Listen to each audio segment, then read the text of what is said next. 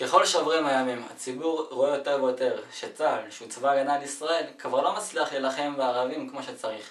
אחת הדוגמאות היותר בולטות למוסר המעוות, זה שלא נותן לחיילים להילחם. זה איסור הפגיעה בחפים מפשע. אלו שמחפים על האויב הערבי.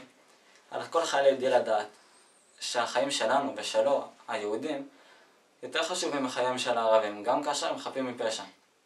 מה עוד? שכולנו יודעים שהמילים חפים מפשע אלו מילים מכובסות. כולם יודעים שגם הערבים הקטנים והתמימים הם בעצם מחבלים לכל דבר, וחפצים ברעתנו. والله قديش عمرها؟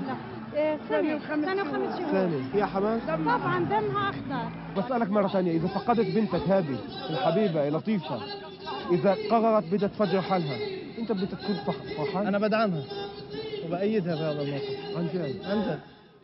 כשאני אהיה בצבא, אני לא אסס לפגוע בהם, כי אויבים מחסלים. אני ועוד יהודים טובים שבוודאי ישמחו להצטרף, נחזיר את הכבוד לצה"ל.